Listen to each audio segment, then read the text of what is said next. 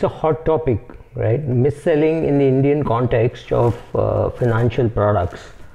The Indian companies which mis-sell in India don't mis-sell so badly in Singapore or Hong Kong simply because they are afraid of the regulator. Now, if you take the Indian context, most people do not know that they've been sold a lemon. They go and buy products which they absolutely do not need or do not understand for sure. So what happens is, when they go and buy a expensive unit-linked pension plan or a unit-linked insurance, they even bought products which look alike, a pension plan, two pension plans, one with a surrender premium, surrender penalty, and one without a surrender penalty, one which can be surrendered full value, one which can be surrendered only for an annuity in return. Even after they buy it, they have no clue that they bought a lemon. And if you tell them, then you become the villain, and next time they don't want to come and ask you why is the product so good or so bad, simply because of the ego that how can I am the head of research of a pharma company, or I am head of communication of a maybe an insurance company or a manufacturing company. How can they con me, right? But I know one CEO who has been conned thrice by the same RM from the same bank. He's bought a lemon every time, right? He's bought one insurance plan which he has paid for 2 years, and then the policy has lapsed because he did not pay for the 3rd year.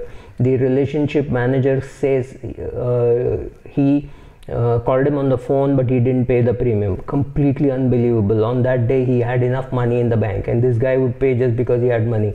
He never thought why he was buying, and he's not apologetic about it. He doesn't feel sorry, and as of now I know he doesn't have enough money for his retirement, right? He's lucky that he's got an extension, but he doesn't have enough money for his retirement.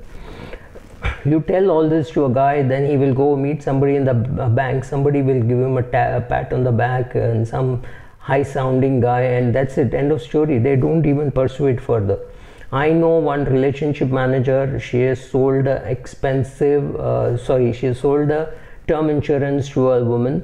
That woman then developed some illness and she died, and this relationship manager does not want to pursue the claim because she says it will go as a blot against her, and her logic is, oh, the father is so old, how does it matter, he's already in his 80s, doesn't matter that he doesn't get this money, he's got enough other income and so he can live off it, so let me not make the claim. How much is the amount? 1 crore. What has happened? They've just said that we will not make the payment, that's it. This person had 2 life insurance policies, one paid, one didn't pay. Did the relationship manager pursue the matter? No. How did I come to know? Completely accidentally, when I was doing training, I heard about it. And that's it. End of story. Absolutely nothing. No, there is going to be no claim. So the company is a big beneficiary, right? Why is the relationship manager not interested in making the claim? Simply because she feels that anyway the man is a rich man. How does it matter if he gets 1 crore less? He's got 3-4 crores. He's already in his 80s. He's got one daughter who is settled abroad. So it doesn't matter, right? This is her logic of not pursuing the claim, right? So courts anyway take forever to award penalties. People don't even know whether they can get an award or no, so they don't pursue the matter in the courts. I know of one person who had bought a policy. He thought it was a one-time payment. The policy documents were forged. It was made into an annual payment of 25 lakhs, and afterwards when this old man went to the insurance company, they did not even let him in. And then he called up he called up one of the TV channels. I do not wish to name because she's already left the channel, so not naming her. And then she pursued the matter. She called me, we spoke to the underwriter, we spoke to the company refunded the money just because there was a media company involved, and then they came on television and said we have made the payment. And then his man's daughter has the temerity to ask, what about interest for that period? And they got paid the interest also, only because of media intervention. This has nothing to do with the merits of the case. Of course, the merits of the case were completely on the side. The documents were forged. The signature was forged. It could have been a police complaint, and it could have lodged, could have created a lot of embarrassment for this very so-called reputed, honest life insurance company, right? They just don't care, because people don't get informed, people don't understand what product they buy. And then when the market is low, or sometimes they say, oh, market is anyway low, therefore I'm not getting a good value. They're not getting a good value because the charges were high. They're not getting a good value because the fund management was not good. They're not getting a good value because the upfront charges were too much. Very little money got invested. They have no clue about all this. Then there is a lock-in. Then if it's a pension plan, it says you can withdraw only so much, then the remaining has to be annuitized.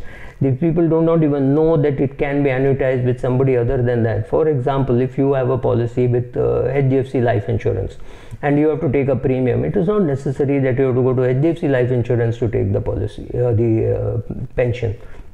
You can always go to LIC and take it. You can go to SBI and take it. At that point in time when you are taking, find out which is the best and you have to do. But 99% of the people do not know it, and it is not at all in the interest of the relationship manager to shift the relationship from say HDFC to an LIC. Absolutely no incentive at all, right? So he will not, because he may or may not get anything on the basis of the pension that you buy, but he will definitely not get anything if he shifts you from HDFC to LIC.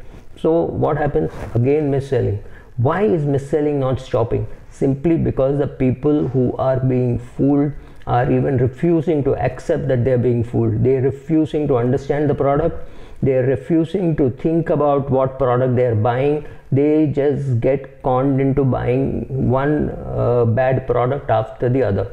And the thing is, oh Subra, but the product can't be very bad. It has been approved by IRDA or SEBI, or it does not mean anything. Just because the product is approved, it does not mean it is suitable for you. Is there a suitability test done? Do you need it? Do you need so much equity? Do you need so much debt? Think about it. You have to protect yourself. Don't expect somebody else to come and protect. When Narendra Modi says Swachh Bharat, don't expect him to come to your house with a broom to clean it. You have to still do the cleaning. It is just a call that he has given. Similarly, financial literacy. Let's say I give you the call of financial literacy. It doesn't mean I will come and make you literate. You have to ask the questions. You can't be so lazy. You cannot be so intimidated. You cannot be so egoistic to think you understand. 99% of people who buy financial products do not understand the product, and therefore they buy, right? Like term insurance with return of premium. That's a fraud of a product. Don't even touch such products. And every product, if the main product is good, you can be sure that the derivative is bad. Term insurance is good. Does not mean term insurance with limited pay is good. Does not mean term insurance with return of premium is good. The derivatives of the basic plain term insurance are all bad, right? It is as bad as if I tell you boiled potato is good for you because it has carbs, it's good for your running. It does not mean finger chips are good for you, right? French fries are not good for you, right? So you need to understand that. When you do not understand what you're buying, chances are you will buy bogus products, and you will give leads, and your relationship manager will find 5 more friends of yours and go on conning, and this cycle just continues. Am I happy? Of course I am happy. I am a shareholder in banks which do all the mis-selling and make me the profits. I have no problem. Tomorrow the same banks will feature in all the ESG portfolios saying, oh bank, there is no problem, no ESG problem, because no environment problem, no S problem, no G problem, because they just don't care about what happens to the end customer. Remember, banks are there for making money for their shareholders, just like pharma companies are there for making money for their shareholders. If you think they're here to solve your illness, something is wrong with you. If you think they're here to sell life insurance products made for you so that you benefit, something is wrong with you. They have to make those products so that when those products sell, they make money for their shareholders. All companies exist for their shareholders. Regulators speak the language of the strongest player, so they will all give you a great product which looks superb, but ultimately they have to go and fund the government of India. Therefore, the insurance company will buy 6% government bonds, which are used by the government to misspend and overspend, right? So everybody has a vested interest in conning you. Only you should protect yourself. Thank you.